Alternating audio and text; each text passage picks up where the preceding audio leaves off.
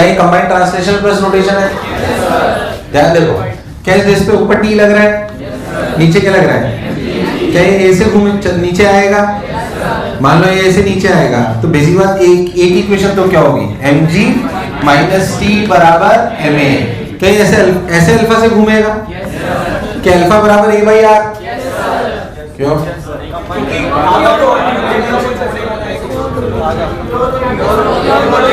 यूरोलिंक तो सरफेस पे होते थे। Alpha equal to a by r हमेशा लगा, बस जहाँ अल्फा और a देके लगा दो, जहाँ अल्फा और a देके लगा दो। क्यों भाई? एक इधर ये बैंड क्यों बांधा हुआ है? इसके 10 रुपए होते, इधर है इधर है, या तो बैंड दे दे नहीं तो 10 रुपए दे। ये 5 का ही है मतलब। हाँ तो alpha equals to a by r, alpha equals to a by r की अगर अपन बात करें तो mg minus t equals to a में अपन लिख दिया, पर alpha equals to a by r क्यों लगाया पहले समझ लीजिए। इसमें प्योर लिंक का फंडा नहीं है, सिंपल सी बात ये है कि अगर आपकी स्ट्रिंग ऐसे, अगर आपकी स्ट्रिंग ऐसे ही ऐसे ऐसे आप समझो ऐसे लपेटी हुई है और ये आपकी डिस्क है या जो भी अपन ले रहे हैं डिस्क पुली जो भी, इस पॉइंट का एक्सेलरेशन पर इस पॉइंट का एक्सेलरेशन सेम होना चाहिए, वरना स्लिपिंग होगी, वरना चूंकि ये रस्सी ऊपर से बंधी हुई है तो इसका एक्सेलरेशन क्या है? 0। यार मुझे लगाएं तो मैं एक्सेलरेशन क्या है? 0। तो इस पॉइंट का एक्सेलरेशन भी 0 होना चाहिए। अब ये मान लो ऐसे ऐसे घूम रहा है और मान लो ये अल्फा से ऐसे घूम रहा है तो इस पॉइंट का एक्सेलरेशन होगा अल्फा आर ऊपर और a नीचे। चूंकि ये रेस्ट पर है तो ये भी रेस्ट पे होना चाहिए, इसे लिखा गया alpha r equals to a। Logic समझ में आना चाहिए, alpha equals to a by. सोच, एक इक्वेशन ये आ गई, दूसरी इक्वेशन टेंशन की मतलब टॉर्क की, T into R equals to IL। कितनी इक्वेशन? 3, 1 2 3, कितने वेरिएबल? सोचिए सवाल टफ भी हो सकता था अगर मैं पूरे सिस्टम को लेफ्ट में ले जाता। अरे यार सपोज मैं पूरे सिस्टम को ले जाता जो कि एक्सेलरेट कर रहा है a1 एक्सेलरेशन से, कितने से? तो क्या ध्यान से देखो तो यहाँ पे कुछ चेंज आता है या नहीं आता? आता नहीं आता? क्या अभी भी alpha equals to a by r लिखते हैं? क्या लिखते हैं? Alpha r minus a equals to a1। यार तुम्हें मेरी बात समझ आई कि नहीं आई? इसलिए मैं कह रहा हूं सवाल के फंडे बिल्कुल क्लियर होने कि भाई वो क्या कह रहा है। पता जो मैं बोला क्या चमका? अरे सोच लो, अरे पक्की बात उतार लो। चलो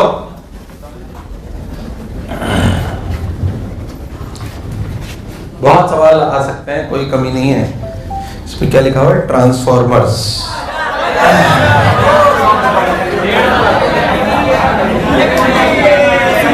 कई लोग सोच रहे मैं तो आज ही जा रहा हूं।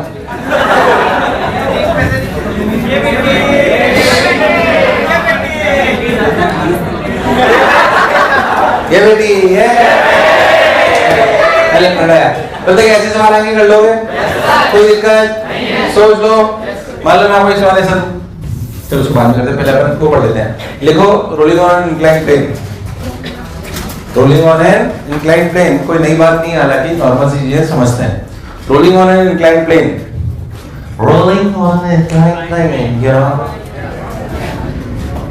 जैसा कि आपको सबको समझ में आता है कि आपको एक बात जीवन में बिल्कुल क्लियर हो गई है, बिल्कुल 100% क्लियर हो गई है, तो समझ में आता है कि अपने को समझ नहीं आएगा। इससे आपका जीवन दिनों दिन आसान होता जा रहा है। पहले तो बहुत टेंशन लिया करते थे ना, साला ये चैप्टर मुझे समझ नहीं आया और अब देखो ओ मुझे ये समझ आ गया। मान लो कि कोई भी बॉडी अब कुछ भी हो सकती है, हॉलिडेज ये है, मान लो इसके अंदर नीचे रोल करनी है, friction is sufficient for pure rolling. पहले तो लगेगा कौन सा? Static kinetic. कौन सा? Friction sufficient for pure rolling.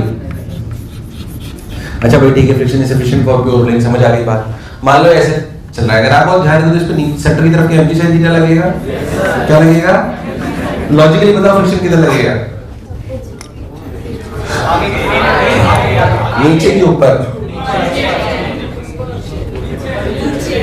अगर ये प्योर रोल कर रहा है इंक्लाइंड प्लेन पे तो फ्रिक्शन किधर लग रहा है? नीचे ऊपर। नीचे ऊपर, भाई लॉजिकली बोल सकते हो यार।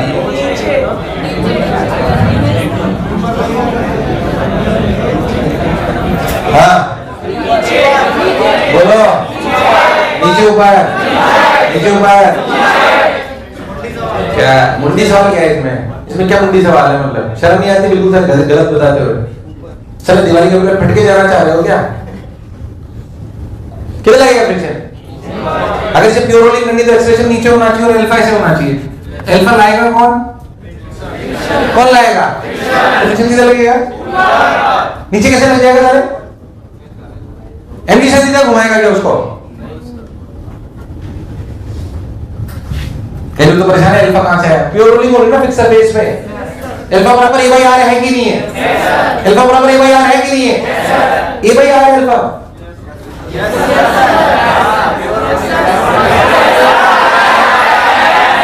अल्फा ए बाई आर है।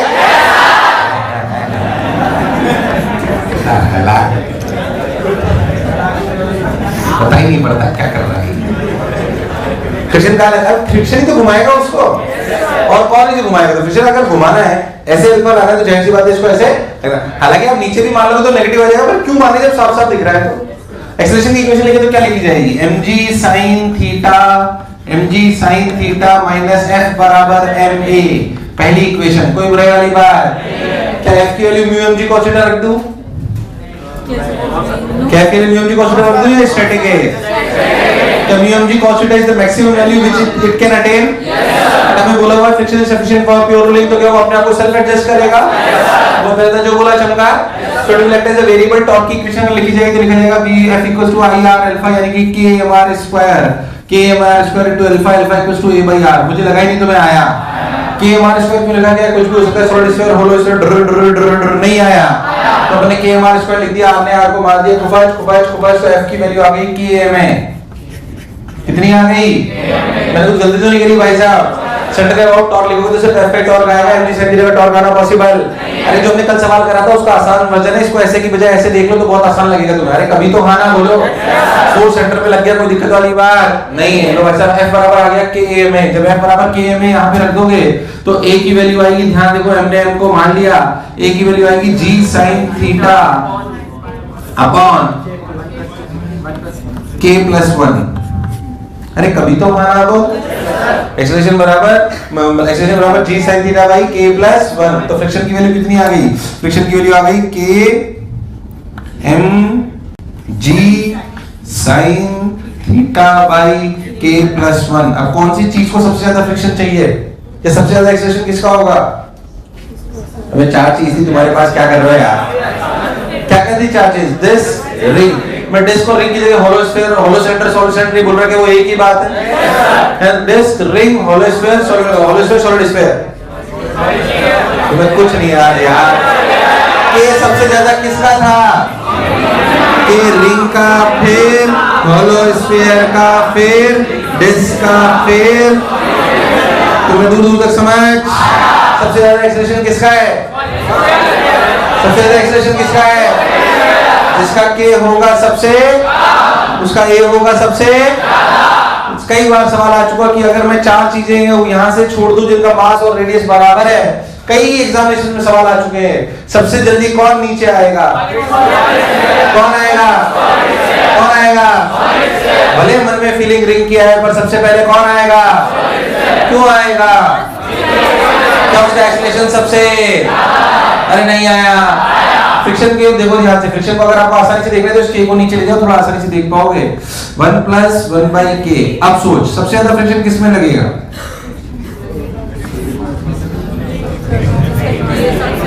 जज नहीं कर पाए ना।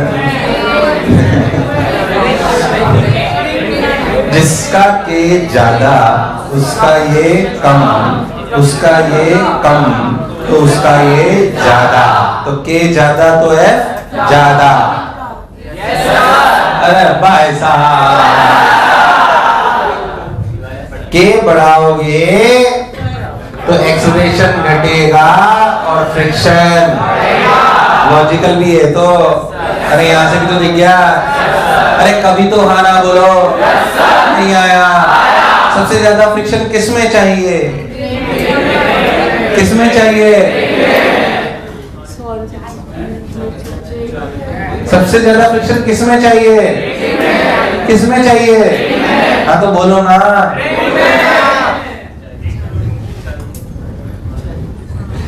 मैं अजीब से पढ़ा रहा हूँ, तुम अजीब से पढ़ रहे हो? तो मैं अजीब से पढ़ा रहा हूँ। हाँ, सारा कल्प्रिट तो मैं ही हूँ साले। यस सर, बोल मत कुछ।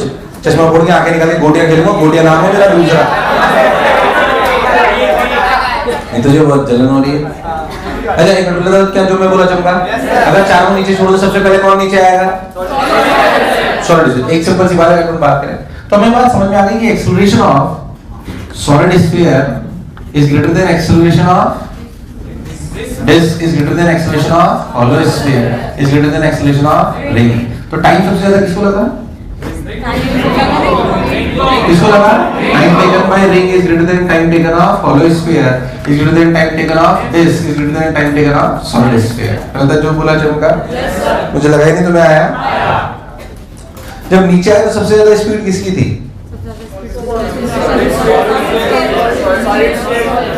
जब नीचे आया तो सबसे ज्यादा स्पीड किसकी थी?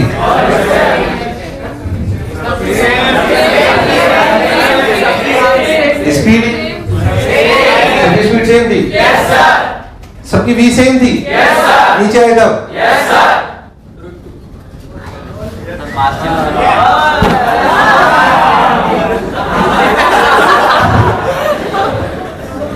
सबकी स्पीड सेम थी? Yes sir. नीचे आए तब सबकी स्पीड सेम थी? Yes sir. अबे सबका एक्सेलरेशन अलग है। क्या? टाइम भी तो इसलिए स्पीड अलग अलग है। स्पीड सेम है? Yes sir. सोच के बोलो। मतलब तुम्हारे से सबकी स्पीड सेम लिख दूं, मतलब जब फाइनली सब नीचे आए तो मान लो ये v फाइनल और ये v ओमेगा फाइनल। ये बात तो क्लियर है कि ओमेगा फाइनल और v फाइनल बाई r है। इसमें किसी को डाउट? क्या फाइनली जब अपन v फाइनल से नीचे आ रहे होंगे तो ओमेगा फाइनल बराबर क्या v फाइनल बाई r होगा? अरे नहीं आया। तो तुम सब कह रहे हो कि v फाइनल बराबर है क्योंकि इसका a ज्यादा तो इसका t कम। तो उस एनर्जी दर्शन से क्या होगा?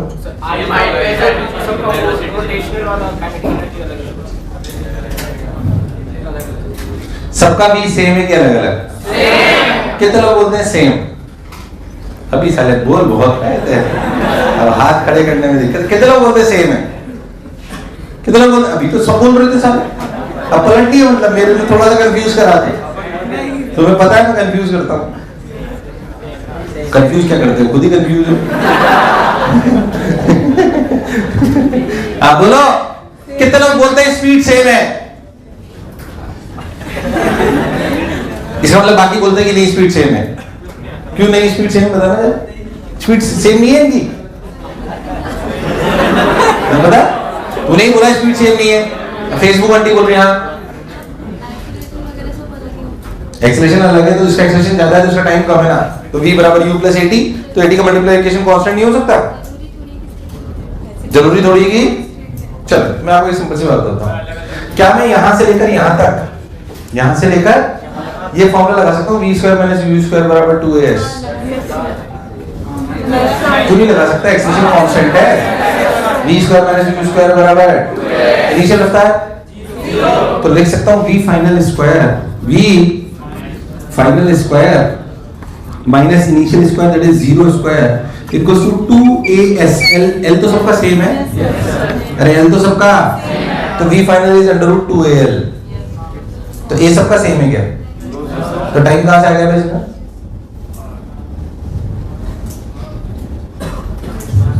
ऐसे मत देख मैं गलत पढ़ा रहा हूं, तू गलत समझ रहा था, मैं क्या करूं इसमें? ये v final square minus 0 square equals to 2al। अरे तुमने सोचा v बराबर u प्लस 80 से, बोला a बढ़ रहा है तो t घट रहा है, तो उनका समेशन, उनका मल्टीप्लिकेशन कांस्टेंट तो जरूरी है क्या? तो ऐसी चीज इक्वेशन से देखो जिसमें एक ही वेरिएबल हो। ऐसी इक्वेशन से देखो जिसमें अब बोल v final square minus 0 square बराबर 2। ये इक्वेशन सही है गलत है? क्या सबकी आवाज नहीं आ रही? सही है गलत है? v final square minus u square equal to 2a सही तो लगा। ये l दूरी लेनी कोई बुराई वाली बात नहीं, एक्सप्रेशन है कांस्टेंट है, उसमें क्या खास बात है?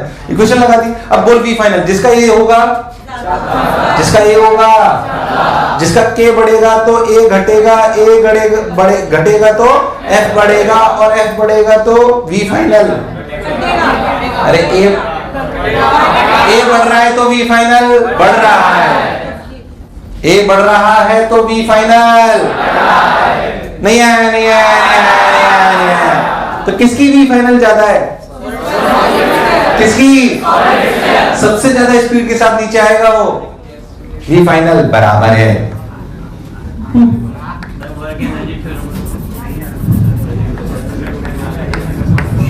अभी सब आएगा, लोगों तो सही था। ये सब सवाल आ चुके हैं, कुछ आ चुके हैं, कुछ और आने की उम्मीद है। आ जाओ। फिर तो कोई दिक्कत? अरे इसका मतलब ओमेगा किसका ज्यादा? ओमेगा किसका ज्यादा? यही से बात है, ओमेगा बराबर v by are.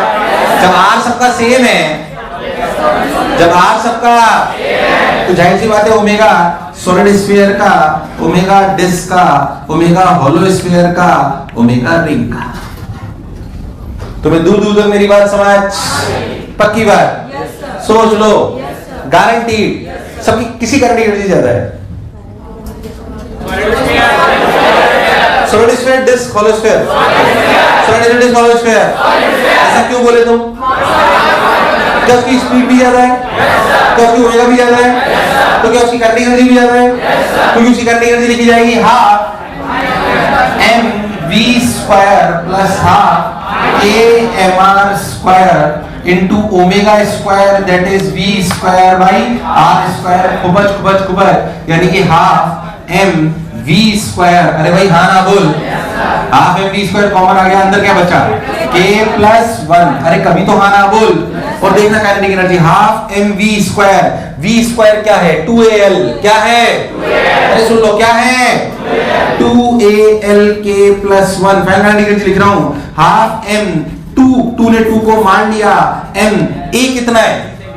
g sin theta by k plus 1 into l। ओहो k प्लस 1, ओहो k प्लस 1 ने k प्लस v को मार दिया, mg sin theta into l। Constant है, काइनेटिक एनर्जी कांस्टेंट है, सबकी बराबर है।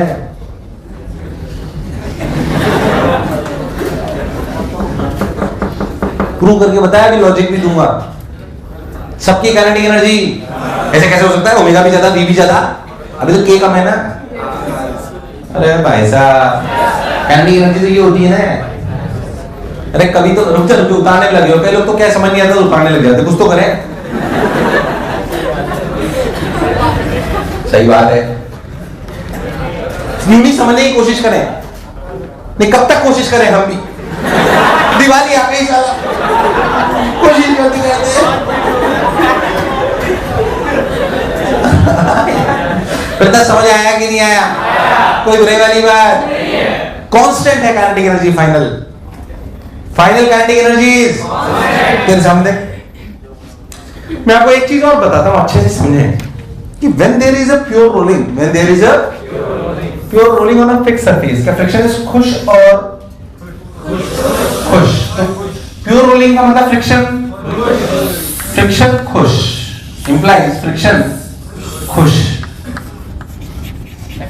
अच्छा, इसका मतलब क्या? Point of contact pure rolling friction खुश, प्योर रोलिंग फ्रिक्शन खुश ऑन अ फिक्स्ड सरफेस। मैं भी pure rolling on a fixed surface की बात कर रहा हूं, तो फ्रिक्शन खुश है। फ्रिक्शन खुश है मतलब point of contact is at, point of contact is at, point of contact is at rest. तो फ्रिक्शन कहां लगता है? पॉइंट ऑफ, जिस जगह फ्रिक्शन लग रहा है उसके वो क्या है? रेस्ट पे। तो फ्रिक्शन का वर्कडन क्या होगा? जीरो। अगर हमारा वर्कडन जीरो है, इसका मतलब नहीं कि हमारी इंपॉर्टेंस नहीं है। That is different. हम डायरेक्शन बदलने में भी काम कर सकते हैं। जब टेंशन लगता है सर्कुलर में, तो टेंशन की इंपॉर्टेंस है कि नहीं है? What is work done by tension?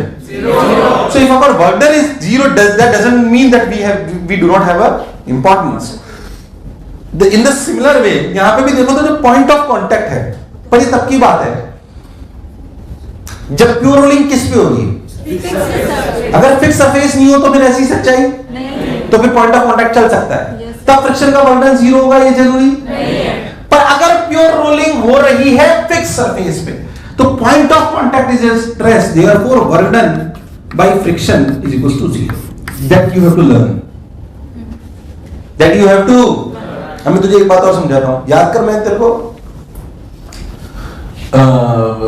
बताया था कि फ्रिक्शन के 2 वर्क डन होते हैं, ट्रांसलेशनल और रोटेशनल। असलियत में जब प्योर रोलिंग होती है तो ट्रांसलेशन और रोटेशन का मिला के समेशन 0 आता है, मिला के summation 0, but net work done 0 होता है। क्या work done by friction in case of pure rolling is always 0? No sir, no. क्या work done by friction in case of pure rolling is always 0? No sir. Work done by friction in case of pure rolling on a fixed surface is 0। और detailing करें तो translational plus, but net work done is 0. But net work done is 0. Why it is 0? Why it is 0? Because point of contact is at rest.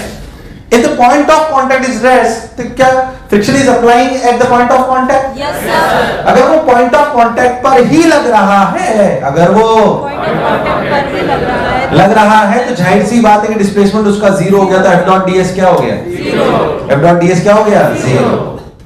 तो जब भी रटना क्या है समझना, अभी वापस इसी पे आऊंगा, समझने पहले जो चीज सिखाई वो समझो कि work done by friction in case of pure rolling on a fixed surface is 0। In case of pure rolling in case of fixed surface is 0। मुझे लगा नहीं तुम्हें आया। अब देख मेरे को ये जो एमजीएल सेंटेंस ध्यान से समझना, जो बॉल नीचे आई, जब बॉल तो कौन से 2 फोर्स हैं? Friction, normal, MG. नॉर्मल का वर्क डन 0, फ्रिक्शन का work done.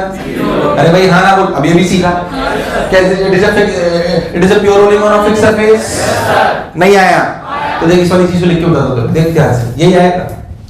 Work done by friction plus work done by normal plus work done bye MG. अरे कभी तो हाँ ना बोल, इक्वल्स टू क्या? चेंजिंग कैटेगरी के फाइनल, क्योंकि के इनिशियल क्या है? के इनिशियल क्या है? 0। चलिए भाई बहुत बढ़िया। तो work done by friction 0, work done by normal 0। चलो अगर आप बहुत ध्यान से देखो, ये एंगल थीटा, ये लेंथ l है, तो अपन ने फ्रिक्शन ने कितना वर्क डन, सॉरी इसने कितना वर्क डन करा? क्या l sin थीटा? क्या वर्क डन बाय ग्रेविटी हुआ mgl sin थीटा? अरे क्या हुआ? बस तो mgl sin theta equals to k final, यही तो आया।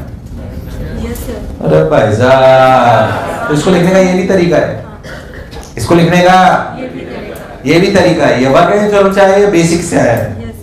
तुझे मेरी बात दूर दूर तक समझ आई कि नहीं आई? बहुत सारी चीजें सीखा तू इसमें ना। सबसे बढ़िया बात सीखा कि फ्रिक्शन का वर्क डन फिक्स सरफेस पे प्योर रोलिंग के केस में क्या होता है? 0। क्यों होता है? कि पिक्चर क्लियर है। कहते को टाइम लाइन के फंडे भी सारे क्लियर करा दिए, नीचे चलाओ ऊपर चलाओ हमें कोई तकलीफ। अरे पक्की बात, उतार ले। आपको समझ नहीं आया भेज पूछ अपना ही मास्टर घर का, फोन करोगे घर आएगा पिज्जा लेके। mg sin theta l, mg sin theta l। आओ इधर देख, a equals to g sin theta k plus 1। ये हो गया, ये हो गया, ये हो गया। अब देख,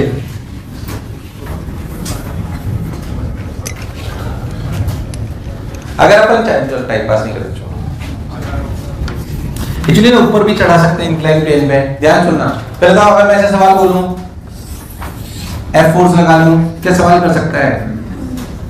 क्या बात नहीं है, क्या सवाल कर सकता है? Friction is sufficient for pure rolling. क्या F minus mg sin theta? Friction किधर लगेगा? कहाँ लगेगा? कहाँ लगेगा? क्यों लगेगा नीचे? कैसे ऐसे घुमाना है इसको, ऐसे तो क्या अपन इक्वेशन लिख सकते हैं? यार मुझे लगा नहीं तुम्हें आया कि नहीं आया? ऐसा नहीं, इसमें सवाल नहीं आ सकते, मतलब अनंत टाइप के सवाल बनाए जा सकते हैं। ऐसे ले लो, गट्टी ले लो, गट्टी पे ऐसे रस्सी बांध लो, उसको यहाँ बांध लो, कुबच कुबच कुबच, फिर ये रोल करे। अरे यार कर सकते हैं कि नहीं कर सकते? तो सवाल बहुत तरीके आ सकते हैं, फंडे सब में क्लियर है, F बराबर ma की इक्वेशन लगानी आनी चाहिए, torque equal to I alpha की इक्वेशन लगानी आनी चाहिए, और प्योर रोलिंग की कंडीशन समझ में आनी चाहिए। सिंपल, सवालों की कोई कमी नहीं है, कोई कमी नहीं है सवालों की, आपको सही बताऊं तो मतलब आप पूरे 10 लेक्चर भी ऐसे सवाल कर सकते हो, इतने हैं, पर आपको बेसिक फंडे क्लियर होने कि भाई साहब टॉर्क की इक्वेशन लगानी आनी चाहिए, F बराबर ma की लगानी चाहिए, वर्डन का फ्रिक्शन का वर्डन का क्लैरिटी होनी चाहिए, प्योर रोलिंग की कंडीशन लगानी आनी चाहिए, समझ में आना चाहिए कि प्योर रोलिंग क्या होती है। पहले था जो बोला चमका, तुम्हारी शक्लें देख के मुझे लग नहीं रहा तुम्हें आ रहा है, आ रहा है क्या? बहुत बढ़िया। और जो सवाल आते हैं वो कुछ कुछ एनर्जी कंजर्वेशन का आते हैं, सिंपली जैसे मैंने अभी भी आपको बताया कि अगर प्योर रोलिंग हो रही हो, जेई का सवाल जो पूछा गया, मैं आपसे वही पूछ रहा हूं, अगर कर रखा हो तो मुंह बंद रखना, हो सकता है कई लोगों ने कर रखा हो, पर सवाल अच्छा है इसलिए बताना मेरा धर्म है, अगर कर रखा हो तो मुंह बंद रखिएगा प्लीज।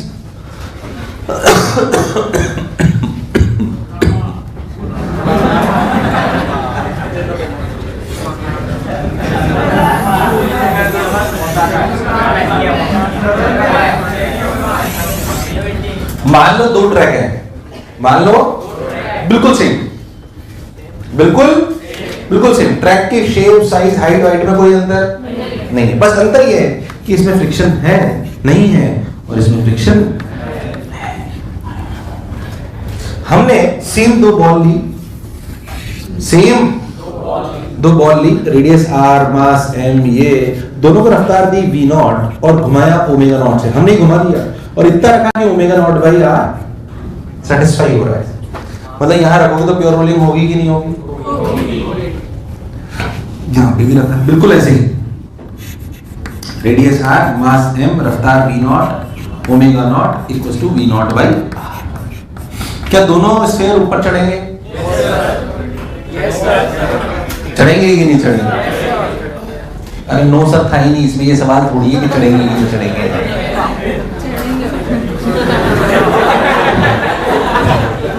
फिर तुम लोग बोलते हो मैं तुम्हें भजन सुनाता हूँ साले में, ये तो मैंने गालियां बकना छोड़ दिया, मैं तुम्हें सही बता रहा हूँ, ये तो लाइन से सुनते सारे तुम लोग।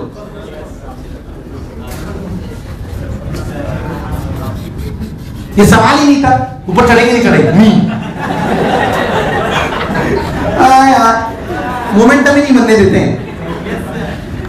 मान लो कि ये h1 हाइट तक चढ़ा, इसकी मैक्सिमम हाइट कितनी है? इसकी कितनी है? सवाल इन पे था, h1 h2 पे। अब ऐसे मत देखो कौन ऊपर बनाया है सर ने, अरे भाई हाँ ना बोले यार।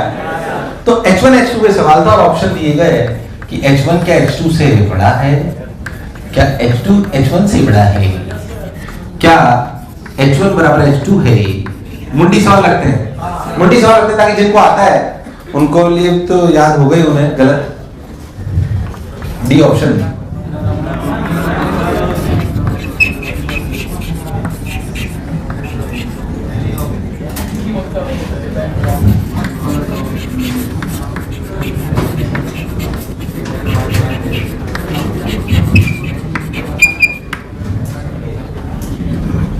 मन में डिस्कशन नहीं करना है, जेई का सवाल है, कुछ चेंज नहीं करा हमने।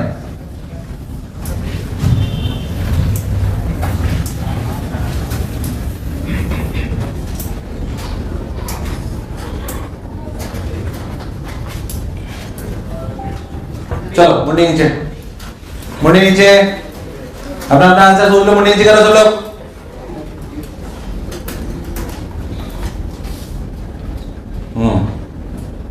अनीता, बसंती, चंपा, हनी, आ जाओ। वही ताली बजाना है, बी थोड़ा ज्यादा था, बाकी ए सी डी पे तुम मतलब मान लो ये 41% होगा, ये तीनों 20-20%, पर तुम भेदभाव तो वैसे भी ऐसा तो होता ही नहीं करोगे। सिंपल बात समझते हैं, ये अगर फ्रिक्शन 0 है, फ्रिक्शन 0 है तो फ्रिक्शन तो लगेगा ही नहीं, तो ओमेगा कौन चेंज करेगा? ओमेगा कौन चेंज करेगा? There is nobody who will change the omega। तो जब ये टॉप मोस्ट पॉइंट पे पहुंचेगा ना, तो जैसे जैसे ऊपर चढ़ेगा क्या काम होगी? ये जो ऊपर पहुंचेगा टॉप मोस्ट पॉइंट पे, तो ओमेगा नॉट से ही घूम रहा होगा। ओमेगा नॉट से ही यार मुझे लगा ही तुम्हें आया। एनर्जी कंजर्वेशन करते हैं। नॉर्मल का वर्णन तो 0 है, फ्रिक्शन है ही नहीं, तो बचा कौन? mg। कौन बचा? मुझे लगा ही तुम्हें आया।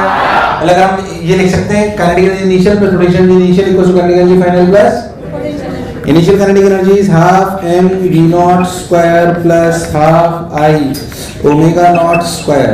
Final kinetic energy plus initial potential is 0। Final kinetic energy is half I omega not square. इसमें कोई चेंज प्लस mg h1। मुझे लगा है तुम्हें आया।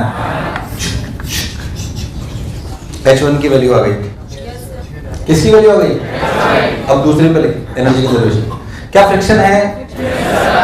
स्टैटिक काइनेटिक प्योर रोलिंग वाला है क्या? तो burden by friction burden by friction तो अभी भी तो एनर्जी कंजर्व्ड है, अभी भी तो एनर्जी। पर अब जब भी ऊपर चढ़ेगा तो प्योर रोलिंग होगी कि नहीं होगी? क्यों? क्योंकि friction is sufficient for friction is sufficient for friction is sufficient for pure rolling. तो जब अपन टॉप मोस्ट पॉइंट पे पहुंचेंगे तो क्या 0 होगी? v की ओमेगा की दोनों v भी 0 और ओमेगा भी। तो initial kinetic energy is half m v not square plus half I omega not square. Final kinetic energy 0 equals to mg h2। बोलो कौन ज्यादा? कौन ज्यादा? कौन ज्यादा? कौन ज्यादा? जबकि बच्चे को पता क्या लगता है? फ्रिक्शन है इसमें, तो फ्रिक्शन तो रोकेगा, तो ये ज्यादा ऊपर जाएगा और ये, जबकि होता इसका उल्टा है।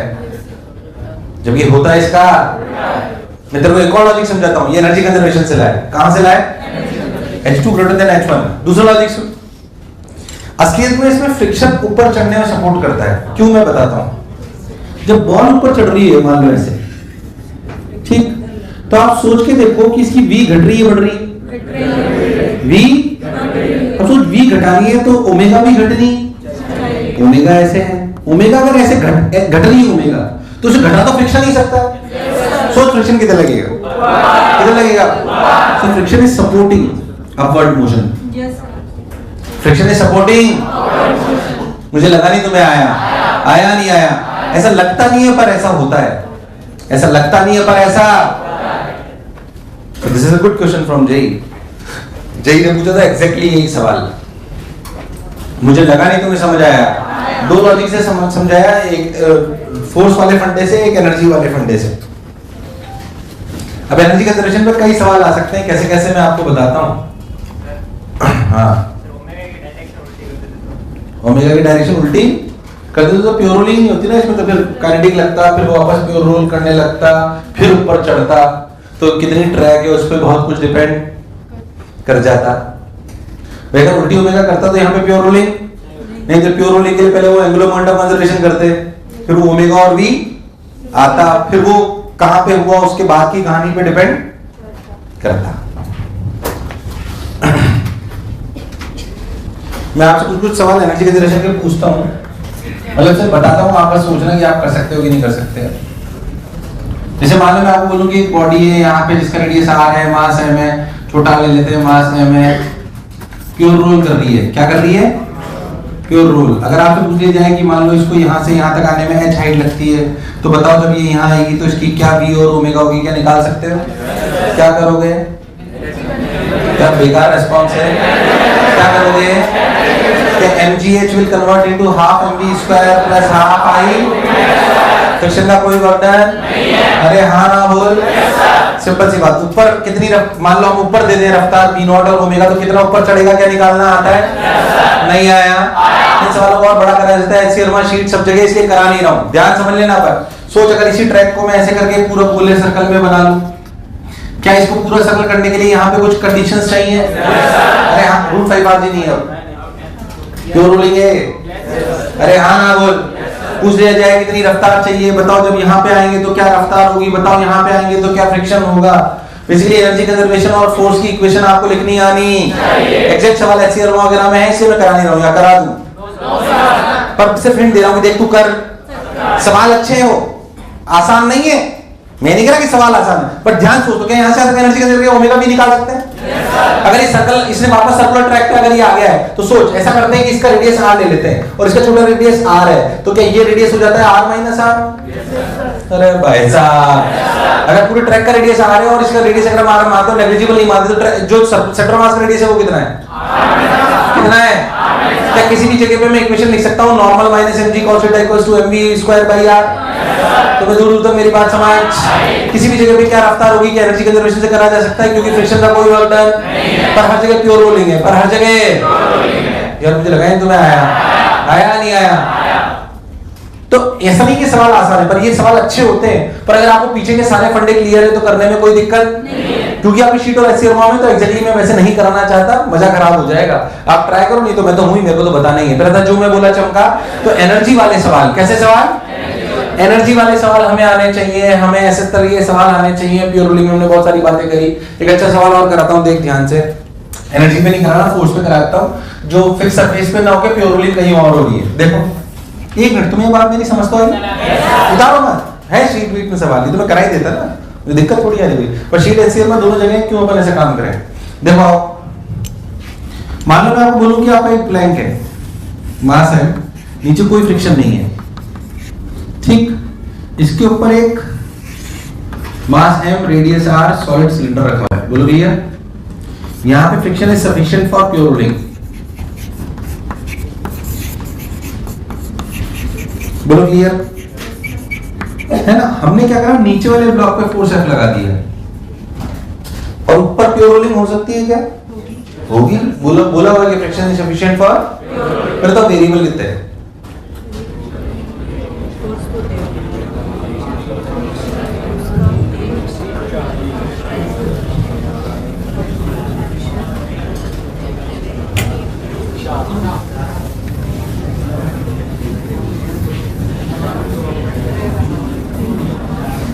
बोलो वेरिएबल कितने हैं? वेरिएबल कितने हैं? वेरिएबल कितने हैं? पक्की बात? चार कौन कौन? क्या इसका एक्सीलरेशन? क्या इसका एक्सीलरेशन? क्या इसका अल्फा? एक और फ्रिक्शन, एक और नहीं आया। अगर आप बहुत ध्यान से देखो तो आपको समझ में आएगा। इसका एक्सीलरेशन a मान लो या a1 मान लो, इसका एक्सीलरेशन a मान लो, इसको घुमाते हुए अल्फा मान लो, फ्रिक्शन किधर लगेगा?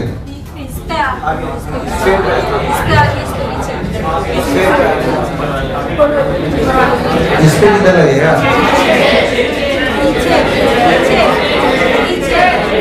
पीछे। तो आगे कैसे जाएगा? फिर अल्फा कैसे आएगा? तो हो सकता है अल्फा उल्टा हो। अब अल्फा बराबर a by r pure rolling की कंडीशन है।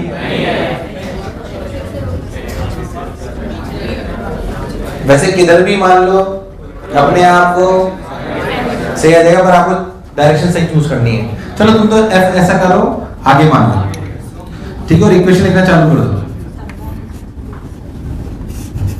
चलो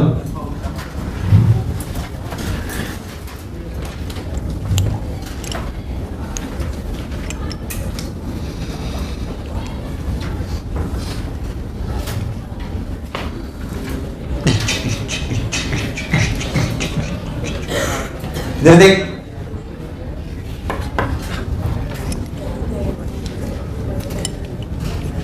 चलिए आइए प्लैंक पे इक्वेशन लिखो। पहली इक्वेशन F इक्वल्स टू, इसको छोटा m ले लेते हैं, ma ये ma1 ये ma। पहले तो क्या दो इक्वेशन बिल्कुल चमकी? दो इक्वेशन। अच्छा चूंकि आपने अल्फा कैसे मान रहे हो? अल्फा ऐसे की ऐसे, जैसे मानना उल्टा पड़ेगा, पर ऐसे मान रहे हो कि उल्टा मान लो? उल्टा मान लो। अरे हाँ ना बोल, तो अगर उल्टा मान लो अल्फा ऐसे, तो सोच F इंटू आर का टॉर्क किधर है? F इंटू आर टॉर्क किधर है? और अल्फा भी किधर है? तो क्या F into R equals to I, यानी कि mr square by 2 into alpha. कितनी इक्वेशन? क्या अल्फा बराबर a बाई r? कि pure rolling on a fixed surface? अगर ग्राउंड फ्रेम से देखो तो क्या इस पॉइंट का एक्सीलरेशन अल्फा आर आगे है और ए बी आगे है? तो अल्फा आर प्लस ए A1 के बराबर होना चाहिए। यार मुझे लगा नहीं तुम्हें आया। तो equation I alpha R plus A equals to A1। These are the four equations. These are the four equations and four variables. तुम्हें दूर दूर तक मेरी बात समझ? मैंने तुम्हारे प्राण रखे हूँ। यार तुम रेस्पॉन्स ही देते, क्या अच्छा सवाल कराओ तुम्हें यार। मुझे लगता है सर इतनी बढ़िया ढंग से देखो तो अगर फंडे क्लियर है तो कोई खास बात नहीं है। भले 10 नंबर से डिटेल सवाल हो, इतना आसान सवाल निकला तो अगर समझ में तो ठीक है, ऐसी क्या खास बात है? क्या मुझे प्योर रोलिंग पता है, फिक्स सरफेस में नहीं है? तो पॉइंट ऑफ कांटेक्ट का एक्सप्रेशन सेम होना लिख दिया। पॉइंट ऑफ कांटेक्ट का एक्सप्रेशन सेम होना। अरे कभी तो हाँ ना बोलो। बाकी सब नॉर्मल इक्वेशन लिखी नहीं उसको मिला जुमा आज हम पूछ ले रहे पूछा असको पूछ ही रहा कौन टॉपलिंग क्या जी?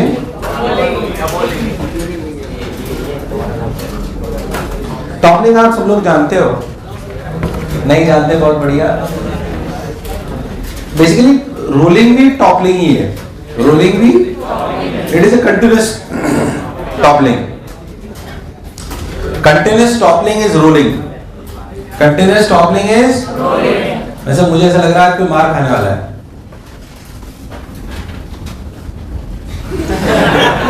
तुम्हें भी ऐसे लग रहा है ना? अगर हम बात करें, जैसे मान लो मैंने फोर्स लगाने वाला उंगली है, ये मैंने फोर्स लगाया, डायरेक्शन राइट वर्ड्स इधर की तरफ, चला कि नहीं चला? वही उंगली, वही डायरेक्शन, वही सब कुछ, वही बॉटल, चला घुमा, चला घुमा। This is toppling. This is body चले नहीं घूम जाए। क्या इस बात पे डिपेंड करता है कि फोर्स कहां लगा रहा हूं? अरे भाई साहब हाँ ना बोल। तो बॉडी घूम भी सकती है और it depends on the position where we have applied the force. Where we have, मैं किसी को बोलो बॉटल में 2 लीटर का फोर्स लगाना, चलने लग जाएगी। इसने भी 2 लीटर लगाया, इसने भी लगाया, दोनों तो वापस आए। बोला सर, इसे बोला हाँ सर चली, इसे बोला चली नहीं सर, घूमगी नहीं तो, क्योंकि मैंने बताया नहीं था कि फोर्स कहां पे। जाहिर सी बात है कि घुमाने के इफेक्ट को point of contact, point of application of force लाता है। कौन लाता है? And in a normal block it comes with it comes with point of application, जहां पर हमने फोर्स लगाया है उस पर डिपेंड करेगा कि वो घूमेगी या नहीं घूमेगी। सो टॉपलिंग ये वाला फंडा है। टॉपलिंग को थोड़ा ध्यान समझे, अच्छे से फंडे को क्लियर करें एकदम, कोई फॉर्मूले वॉर्मूले मत रखना, समझ अच्छे से। मान लो कि ये हमारा ब्लॉक है, ठीक। मान लेते हैं कि हम ये है Q, जिसकी साइड है A। कितनी है? A। बोलो क्लियर? अच्छा, मान लो कि हम इस पे फोर्स लगाते हैं यहां पे F। कितना? F। ग्राउंड से ले कि सेंटर से ले? जहां से बोलोगे ले लूंगा। मैं कहीं से ले लूंगा, मुझे बात समझ में आनी चाहिए। यहां से लो। H ऊपर अपन ने फोर्स। असलियत पे जब अपन ने फ्रिक्शन पढ़ा था तो अपन ने एक बात समझी थी कि फ्रिक्शन और नॉर्मल, असलियत में सरफेस द्वारा लगाया गया फोर्स है बॉडी पर, जो होता असलियत में कांटेक्ट फोर्स है। क्या है? Contact force. किसी भी बॉडी पे जो फोर्स लगता है वास्तविकता में वो एक फ्रिक्शन लगता है और एक नॉर्मल लगता है, और असलियत में इन दोनों का कांटेक्ट फोर्स कहलाता है, जिसे हम कहते हैं अंडर रूट ऑफ। अब मैं बोलता हूं कि फ्रिक्शन चाहता है कि दो प्रेमी कभी भी अलग ना हो। ये चाहत किसकी है? फ्रिक्शन की, कांटेक्ट फोर्स की? Contact force. कांटेक्ट फोर्स ये चाहता है। आपने एक ही हिस्सा पढ़ा है असलियत में। आप क्या है, जैसे आप समझो इलेक्ट्रोमैग्नेटिक वेव, तो इलेक्ट्रिक फील्ड, मैग्नेटिक फील्ड दोनों एक साथ होती है हमेशा, पर आपके पूरे चैप्टर अलग अलग हैं ताकि आप उन्हें समझ। ऐसे ही एनएलएम में आपने पूरी नॉर्मल पढ़ी, फ्रिक्शन पूरा आपका एक अलग चैप्टर है, बट वास्तविकता में ये एक ही के हिस्से हैं। कौन सा फोर्स? अलग अलग थोड़ी होते, एक ही फोर्स है भाई। हम उन्हें समझने के लिए दो हिस्से कर लेते हैं, one is along the surface, one is parallel to the surface. इनकी चाहत एक जैसी है। वास्तव में किसकी चाहत है कि ये दोनों साथ रहें? अभी से पता है कि कब कौन बचा सकता है? अभी से पता है कि कब कौन? इसको पता है कब कौन बचा सकता है? जैसे मैं आपको समझाता हूँ। अगर मान लीजिए हम सिंपल सी बात करें कि हमने ऐसे लगाया खुबज ये अपना mg लग रहा है। अभी तक जो हम सवाल करते आए थे उसमें नॉर्मल ऐसे लग रहा था, उसमें नॉर्मल ऐसे लग रहा था। मान लो कि मैं आपसे बोलूं कि मैंने जो फोर्स लगाया वो म्यू mg से कम है। यहाँ पे फ्रिक्शन है म्यू, क्या है म्यू। अगर ये फोर्स म्यू mg से कम है तो ब्लॉक चलेगा कि नहीं चलेगा? चलेगा कि नहीं चलेगा? नहीं चलेगा। फ्रिक्शन ने बोला मैंने अपना काम कर दिया, पर सोच के देख इस सेंटर के बाद नॉर्मल का टॉर्क mg का टॉर्क, अरे हाँ ना बोल, फ्रिक्शन कहाँ लग रहा है? नीचे। ये फ्रिक्शन सेंटर के बाद कैसे घुमाएगा? ये है तो बॉडी तो घूम जाएगी। तो साथ कहाँ रहे प्रेमी? अलग हो गए। अरे यार तो प्रेमी साथ कहाँ रहे? सेंटर के बाद टॉर्क है कि नहीं है? आपने इन बातों पे अभी तक चर्चा नहीं करी। आपने एनएलएम पढ़ा है क्योंकि सिर्फ आपने पूछा ही नहीं फोर्स कहाँ लगा। आपको तो ब्लॉक लगा दिया, आपने पूछा ही नहीं फोर्स कहाँ लगा। वास्तविक तो फोर्स कहाँ लगा ये भी इंपॉर्टेंट है भाई। इस सवाल में देखो नहीं चला, ट्रांसलेशन नहीं चला, I agree on that point. अरे पर घूम जाएगा सेंटर के अबाउट, सेंटर के अबाउट। अरे कहाँ यार फ्रिक्शन और एफ का टॉर्क तो एक दूसरे को सपोर्ट कर रहे हैं, तो बॉडी घूमनी, बॉडी घूमनी, तो नाराज हो गया कांटेक्ट फोर्स की चाहत तो खत्म ही हो गई। तो फ्रिक्शन ने बोला भाई मैं जो कर सकता हूं तो मैंने कर लिया। उसने सोचा मेरा दूसरा हथियार कौन है? नॉर्मल क्या हमेशा सेंटर ऑफ मास पे लगता है? ऐसा कोई रूल नहीं, ऐसा कोई रूल, ऐसी कोई रूलिंग नहीं है, ऐसी कोई रूलिंग है ही नहीं। हाँ अभी जब हम सब पढ़ते आए थे हमने वैसे ही समझा हुआ, एक अलग बात। वास्तविकता में जो बॉडी की शेप है, जो टचिंग पॉइंट्स होते हैं कुछ इस प्रकार के होते हैं। बहुत सारी जगह नॉर्मल रिएक्शन होते हैं, उन सबका समेशन हम एक जगह लिख देते हैं। असलियत में इन सब जगह का समेशन ऐसे आता है कि बॉडी जमीन में धंस ना सके और घूमे भी ना। नॉर्मल अपने आप को ऐसे एडजस्ट करता है, वो सेंटर ऑफ मास पे लगेगा, ऐसा कोई रूल नहीं। इनफैक्ट इट एडजस्ट इन सच अ वे कि बॉडी अंदर तो घुस ही नहीं सकती। So the net resultant of the body in upper direction is mg, that is fine, but it also adjusts and shifts himself in such a way that net torque about center of mass is 0. तुझे मेरी बात समझ? क्योंकि अगर वो घूम गया तो प्रेमी साथ रहेगी अलग, और ये चाहत कांटेक्ट फोर्स की नहीं है, ये चाहत कांटेक्ट फोर्स की। तुझे मेरी बात समझ? अब सोच अगर मैं चाहता हूं कि इसमें बॉडी ना घूमे तो नॉर्मल किधर शिफ्ट होगा? सोच के बोलो, क्या फ्रिक्शन और एफ दोनों मिला के ऐसे चला रहे हैं? अरे भाई साहब क्या फ्रिक्शन और ये दोनों मिला के ऐसे चला रहे हैं? तो नॉर्मल किधर शिफ्ट होना चाहिए? इधर इधर इधर इधर आगे, इधर इधर आगे। तो नॉर्मल शिफ्ट्स, नॉर्मल शिफ्ट कर जाता है ऐसे। कितना करेगा depending on situation. Suppose x, suppose, तो ये बात तो सही है कि इसे नहीं चलना, इसे नहीं चलना, तो f should be less than mu mg, ये तय है। f should be less than. हम पहला केस लेते हैं, ध्यान से सुनना, हम पहला केस लेते हैं जब f less than mu mg है। अगर f less than mu mg है, अगर f लेस देन, तो जाहिर सी बात है कि ये नहीं चल रहा, पर फ्रिक्शन f के बराबर है, क्योंकि फ्रिक्शन म्यू mg के बराबर हो सकता है पर उतनी आवश्यकता। तो क्या इस वाले केस में f इक्वल्स टू f? बेकार रिस्पांस। f इक्वल्स टू तुझे मेरी बात समझ? बहुत बढ़िया सर। अगर ऐसा है तो आपको समझ में आएगा कि सेंटर ऑफ मास के अबाउट टॉर्क 0 होना चाहिए। अब समझे आप लोग? सेंटर ऑफ मास के अबाउट टॉर्क 0 कर लेते हैं, घूमना नहीं चाहिए। तो f का टॉर्क कितना? f into a by 2। mg का टॉर्क? mg शिफ्ट नहीं हो रहा, कौन शिफ्ट हो रहा है? तो mg का टॉर्क 0, f का torque f into a by 2। बाहर अंदर? f मैंने f बेसिकली फ्रिक्शन लिया है, f मैंने बेसिकली क्या लिया है? क्या लिया है? तो f into a by 2। f को f क्यों लिखा यार? मुझे लगा नहीं तुम्हें आया, या अभी f ही लिख लेता ताकि तुम्हारा कंफ्यूजन दूर हो जाए। अच्छा f का टॉर्क कितना? f into h minus a by 2, इसलिए मैं सेंटर से लेने के लिए बोल रहा था, कोई बात नहीं, चलो ठीक है इसमें f into h minus a by 2। क्या दोनों टॉर्क अंदर है? दोनों टॉर्क तो बाहर किसका टॉर्क? क्या ये इसके बराबर होना? नॉर्मल का टॉर्क nx कितना? What is the value of n? mg।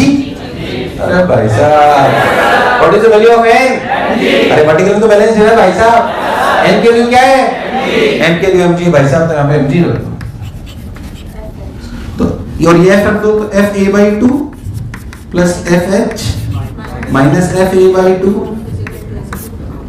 equals to mgx equals to what is the value of x?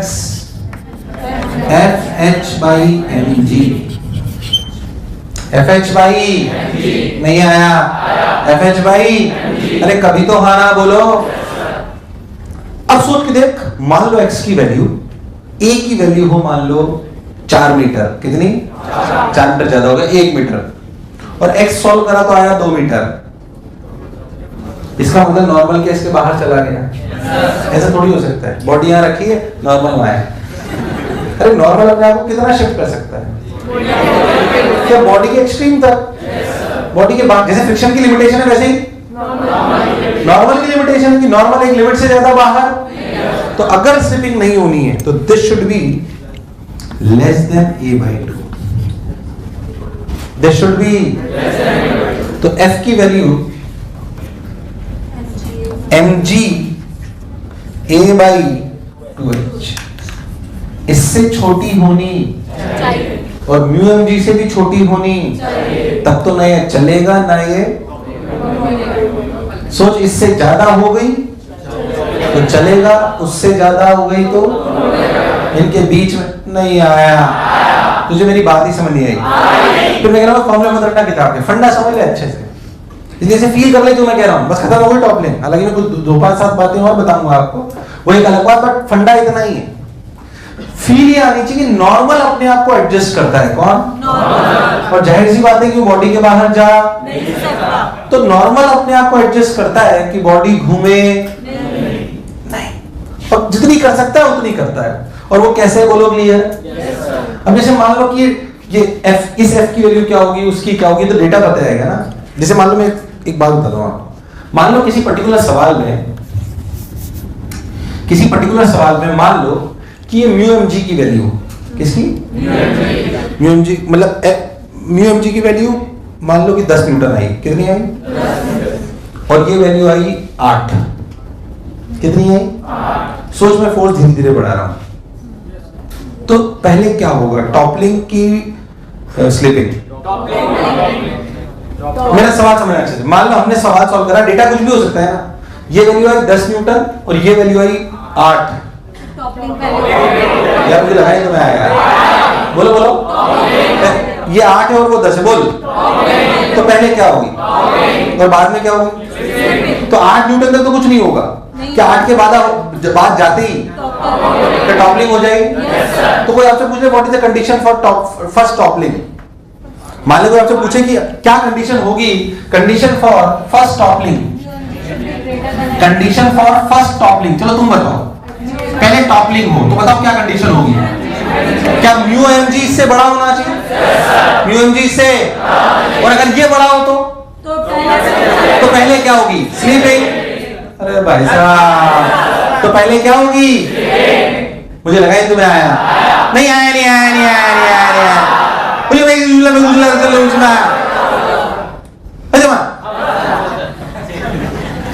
तो कंडीशन फॉर फर्स्ट टॉपलिंग के लिए कि mu mg should be greater than mg a by 2h, and condition for first slipping is उल्टा। तुम्हें मेरी बात समझ? अरे आई कि नहीं आई?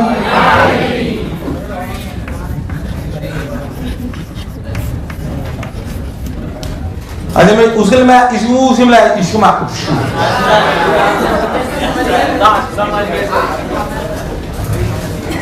कुछ समझ नहीं आया, बेशक पूछो, 2-3 सवाल कराऊंगा, फील आ जाएगी। जो मैंने समझाया सब अपनी भाषा में लिखना है कि कांटेक्ट फोर्स चाहता है कि दो प्रेमी साथ रहें, इसलिए नॉर्मल को भी ट्रेन करता है, नॉर्मल अपने आप को शिफ्ट करता है ताकि बॉडी ना घूमे, पर वो एक लिमिट तक ही शिफ्ट कर सकता है क्योंकि वो बॉडी के बाहर जा नहीं सकता। ये सब आपको अपने शब्दों में लिखना है, भाई समझा मैंने दिया है। चलो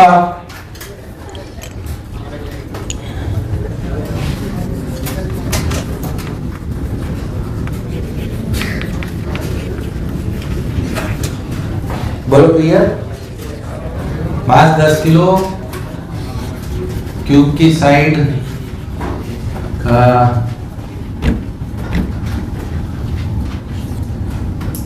2 मीटर लेते हैं, सेंटर से फोर्स लगाते हैं, ऊपर ही लगा लेते हैं बिल्कुल 40 मीटर। बोलो क्या होगा, चलेगा, घूमेगा, कुछ भी नहीं करेगा, कुछ भी नहीं करेगा तो सारी वैल्यूज क्या होंगी, नॉर्मल कहाँ लगेगा सब।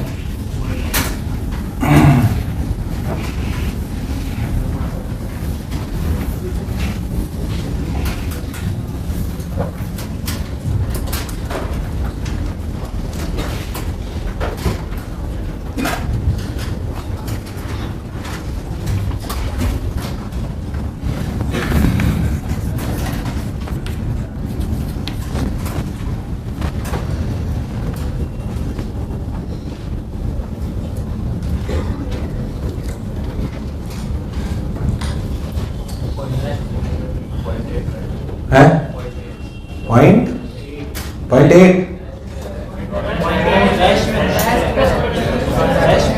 हाँ मतलब वही बताना है, रेस्ट पे रहेगा, घूमेगा नहीं घूमेगा, मेन तो घूमने वाली बात। रेस्ट में बताना कौन सी बड़ी बात है जो इतने साल से बता रहे थे। मैक्सिमम फ्रिक्शन 50 हो सकता है, लगाया 40 से तो नहीं चलेगा। कपल नहीं करेगा तो नॉर्मल कहाँ लगेगा, कपल नहीं करेगा तो नॉर्मल कहाँ लगेगा, ये बताना है मेनली। तो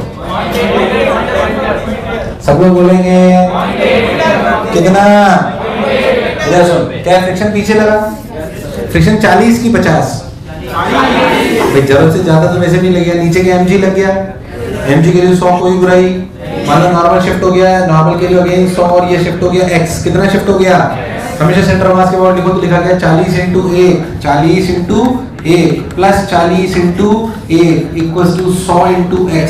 मुझे लगा नहीं तो मैं आया, मेरे हिसाब से x के लिए 0.8, 0.8 क्या 1 से कम है, अगर 1 से कम है तो कोई टेंशन वाली बात, तो बॉडी चलेगी घूमेगी या कुछ नहीं, कोई टेंशन वाली बात। अरे कभी तो हाँ ना बोल। एक और करते हैं मेरी मन की शांति के लिए, ताकि तुझे शांति नहीं मिल जाए, देख ध्यान से। Q side, you know, again 2 meter, you know, 0.2, you know, force जो है 2 मीटर की जगह 4 मीटर ले लो, you know, और यहाँ से सेंटर से ऊपर फोर्स लगा लो, you know, 100 Newton, you know,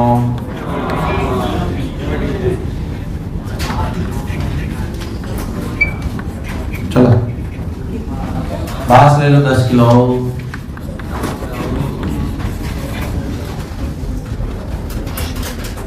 तुमसे नहीं हुआ ना, चलेगा कि नहीं चलेगा, क्या पीछे से 20 लग सकता है, चलेगा तो फ्रिक्शन तो पीछे पूरा लगा लो 20, कितना लगा लो 20 पूरा लगा लो, कोई दिक्कत वाली बात नहीं है। सेंटर पे 100 नीचे लगा लो, कोई दिक्कत, अगर टॉपलिंग नहीं होनी तो जाहिर सी बात है इधर शिफ्ट हो जाएगा, इनके लिए अभी भी 100 है, कोई दिक्कत नहीं है। एक्स के लिए टॉर्क को देखो तो लिखा गया 20 into 2 plus 100 into 1 equals to 100 into x.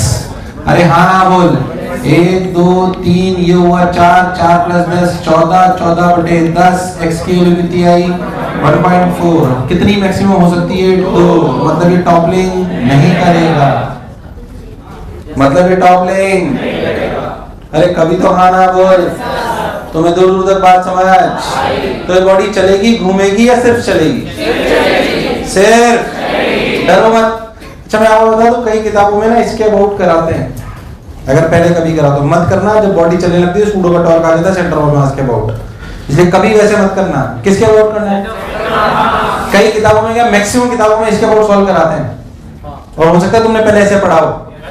मैं जानता था, मत पढ़ो वैसे। उसका कारण है क्योंकि अगर बॉडी चलने लगती है ना तो फिर इसके अबाउट किसका टॉर्क आने लगता है, तो बच्चा भूल जाता है। लफड़ा ही मत पालो तुम तो, किसके अबाउट करो। अरे रिजिड बॉडी तो अल्फा तो सबके अबाउट सेम आएगा भाई, नहीं आया कोई बुराई वाली बात, इसलिए कोई ऐसी चीज मत पढ़ो जिससे कंफ्यूजन आए। एक और करा दूं, एक और करा सकता हूं जिसमें चले भी सही घूमे भी सही। सोच अगर, अरे भाई साहब अगर ये दूरी 2 मीटर ले लेता तो क्या हो सकता था, कुछ चेंज हो जाता। या मान ले कि मैं ना इसको तो 2 मीटर रखता, इस लंबाई को क्यूब की जगह इधर कम कर लेता, इधर ज्यादा। यार कभी तो हाँ ना बोलो। या हाइट 2 मीटर रखता पर ये 1 मीटर ही रखता, तो क्या ये स्लीपिंग के साथ साथ टॉपलिंग भी करने लगता, स्लीपिंग के साथ साथ। उसमें कोई रॉकेट साइंस, बात समझ में आनी चाहिए। कहीं भी शक्ल देख के लग रहा है कि इतनी आसानी से कैसे समझ में आ जाएगा, इतना आसान ही है वो, है ना। अगर वो क्या किताबों में कई बार टिपिकल बना देते हैं उसको, डरो मत, कंसेप्ट समझो, डरो मत, कोई ऐसी खास बात नहीं। सेंटर ऑफ मास पढ़ के तो आराम से दिखेगा सब कुछ, बहुत प्रैक्टिकली आराम से। पहले तो जो बोला चमका, चले घूमे घूमे चले, कुछ भी करे मुझे कोई दिक्कत नहीं। फट आप करते इंक्लाइन पे रख लेते हैं, अरे क्या फर्क पड़ता है, इंक्लाइन पे एमजी सेंटी आ जाएगा, कहाँ लगेगा सेंटर, कहाँ लगेगा। डरो मत, हालांकि मैं करा रहा हूँ, अगर हेडिंग भी चाहो तो डाल सकते हो, टॉपलिंग ऑन एन क्या पर्सनल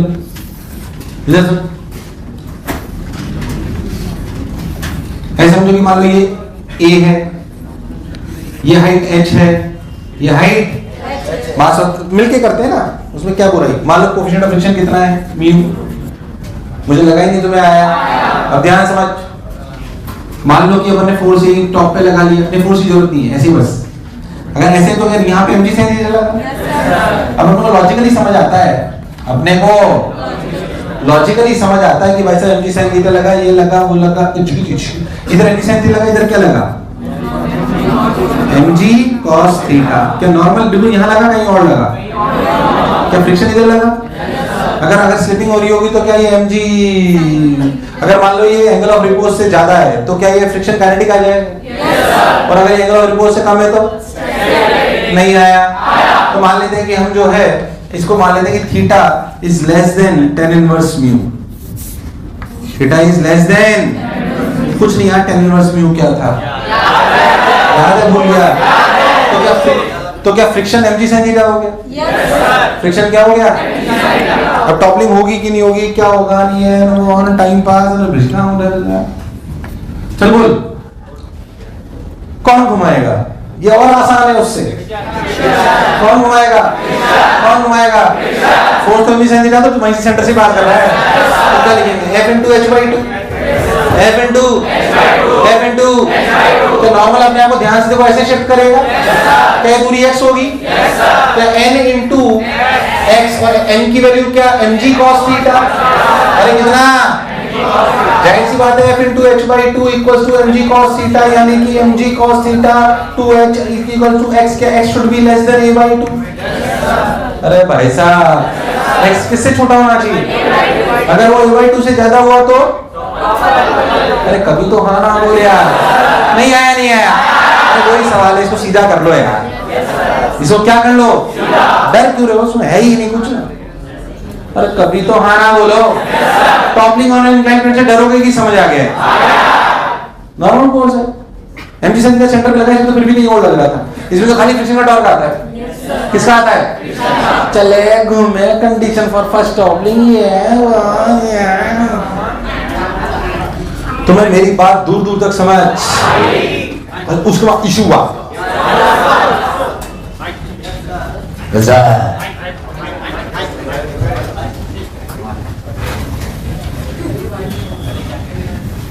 देख रहे हैं, टाइम हो गया।